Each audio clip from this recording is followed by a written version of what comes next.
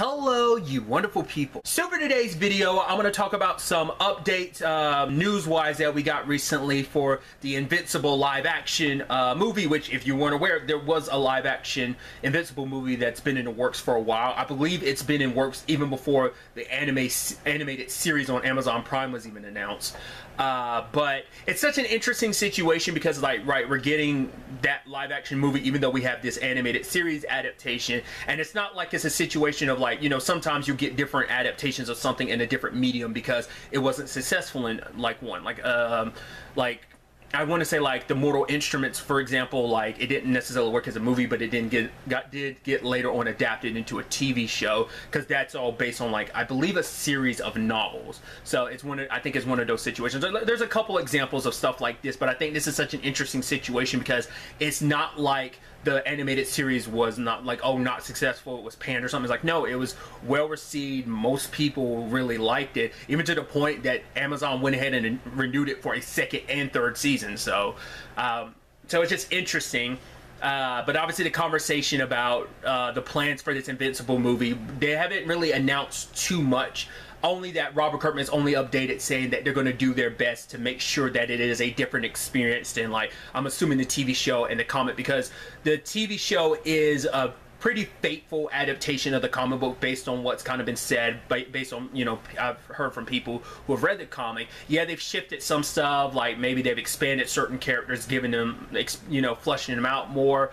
Some storylines were cut from the arc that we're at right now. Other stuff was moved up because there's stuff that got brought up in the first season that's actually from later arcs. Overall, it's been a pretty faithful adaptation. So with the news from Robert Kirkman that they're going to try and make it quite different from the movie, begs the question, like, well, what does that necessarily entail?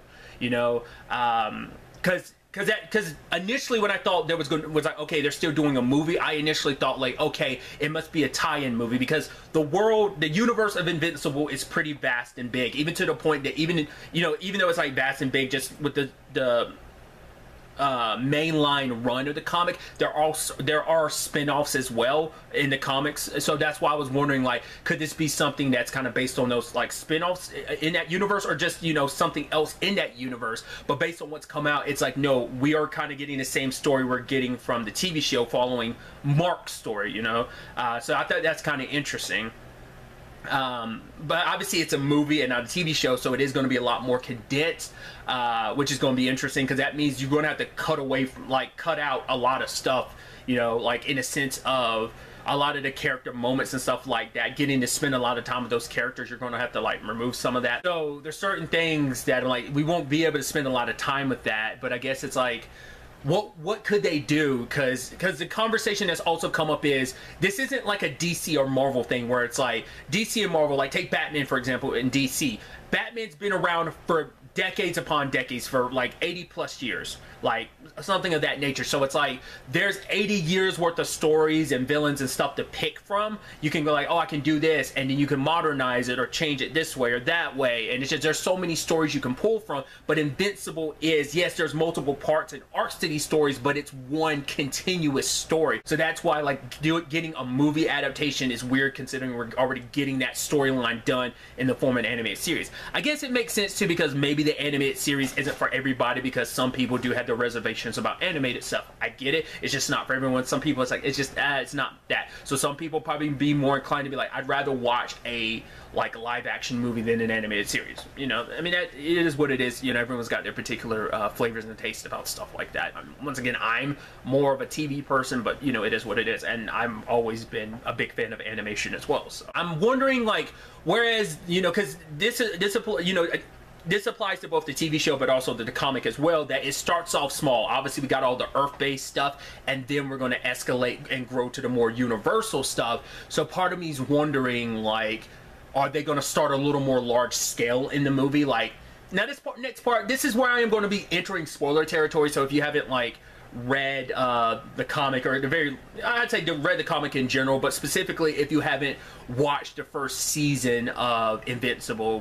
do not listen to this, because it's going to be spoiling that arc of Invincible, and I don't want to spoil that for anyone that hasn't read or watched it. So you have been warned. Part of me is wondering, like, if maybe for one, they might start with the Viltrumite stuff, like the revelation we get at the end. The whole point is like the audience is just as much in the dark as Marcus. Granted, not as in the dark because we know Nolan's the one that killed the Guardians and everything. So, but obviously learning the truth about the Viltrumites, like why he did what he did, we get that explanation just when Mark does as well. So I'm wondering maybe in like the movie they'll start off with the Viltrumite stuff, kind of like giving you that point of view of like, like look at like while this Earth stuff is happening, Viltrumites are out there like running and conquering universes and planets. So maybe you'll start off like larger scale like that, see some of that like galactic level stuff, and then pare it down to Earth, and maybe like they'll make a point to make you not realize, like it could be a thing of like, oh my god, there's these scary people out there doing some stuff and you don't know that it's Viltrumites, and then you come back to Earth and it's like, oh, I'm Nolan, I'm from I'm a Viltrumite, and Mark, this is what you're, yada yada yada, like maybe they do something in that regard where you kind of start off large scale by hiding the fact is that all that Viltrumite stuff is happening and kind of like disconnecting it from Nolan, and so that when you do eventually get to that story point, it still hits you kind of in the same way. I don't know. But once again, it is a big universe, so there's a whole bunch of other stuff happening, but it's like I said, the conversation of what stories will they keep, what storylines will they cut. Like I said, there's stuff that was already cut for like the animated series, like will they use that could be a thing of like some of the stories they didn't use for the first season of the animated series, could they apply that to the movie? I mean, once again, like where are we picking up time frame wise? Because an interesting thing too is the Guardians of the Galaxy have more time to shine in the show, even though they immediately all get murked in the first episode, but they still had more time to shine. You really got to know their personalities and you got to see them as characters rather than just being like, oh, here are these characters and they're immediately dead, which yes, it's kind of like that in the show, but you still get to spend more time with them, see them operate as a team, which apparently in the comic book is not really done. Like the whole way that whole thing goes down in the show is quite different from how it plays out in the comic book. Results the same, it's just handled a little different. Part of me is like, will we spend more time with like Nolan and the Guardians and stuff like that? I mean, could that be something like they kind of like that takes more of a forefront, and maybe Mark's story takes like a background, and then eventually like you get his rise to becoming invincible, and then like maybe the end of the movie is when he kills the Guardians. Maybe that's it. I feel like it'd probably be more so the arc that the animated series took, so ending with Mark versus his dad, like that whole shebang. Like I figured that'd be where it would go, but like I said, you'd have to, I guess at the end of the day you would cut out a lot of the other relationships and mainly focus on the father-son relationship, is kind of how some people point it. Like Mark and his dad, like you get probably montages of Mark doing some like invincible stuff, but like I wonder how much they'd like focus on like Cecil and stuff like that. Like a lot of those relationships, like, cause obviously you kind of get dropped in the middle of everything, because like Nolan's already had these established relationships with the Guardians and Cecil and everything, so maybe like the movie could expand upon those a little bit more, and then like maybe, like I said, it could act as almost like not necessarily act as a prequel, but give you more background that maybe the comic book didn't quite give, the show doesn't quite give you, or maybe it will eventually in later seasons or something. That's what I'm wondering.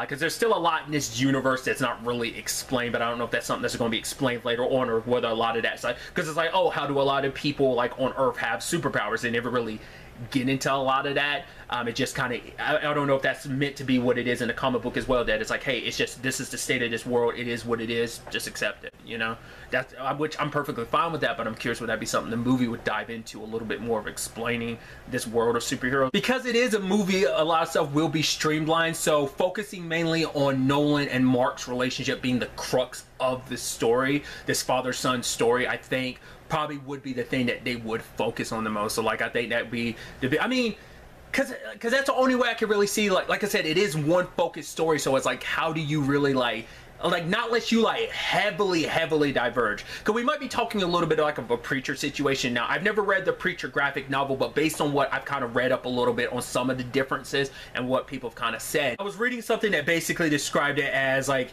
basically the Preacher TV show is like if you took the story of the graphic novel Preacher and just did the broadest strokes, because there was a lot of stuff and a lot of stories and characters that they didn't include in the TV show and kind of handle things in their own direction. It's like you get the gist of what the comic was about and just kind of went your own direction with it. Like, not unless they did that, like, hey, once again, like, this is a father-son story at the heart of it, and we're going to shift and change some other aspects. There are going to be some similarities, but maybe it's just kind of like we're going to be approaching this with a different mindset. Maybe that's kind of what they're thinking of, like, the bare bones of it will be the same, just some of those aspects of filling in certain regards, like I said, will be different. Like I said, maybe start off with the bigger universe and then scale it down, like open with like the bigger universe and then scale it down to the Earth stuff and then kind of expand it more, if depending on how much of the story they're going to cover. Like I said, I'd assume the movie would cover the first arc like the TV show did, but obviously these are just some of my thoughts. In the comments down below, I'd love to get to know your thoughts about all of this. Are you someone that's read the comic and or watched the animated series? Are you excited for a movie? Or are you like, no, because I already have the animated series, I don't need a movie? You're less interested in a movie, especially if it's going to be retreading some of the same story as just the TV show as well? Or are you someone that's excited, like, right, I'm interested to see what kind of adaptation they're going to make, you know? It's like, right, I like what they did with the TV show, I'm actually really interested to see what they do. What are some ideas that you have potentially about how they could handle the movie in comparison to the TV show? Like I said, I'd love to get to know your thoughts. But really, that's all I want to talk about. So the next time we meet, be happy, be safe, live life to the fullest, and enjoy it. Good day, and goodbye.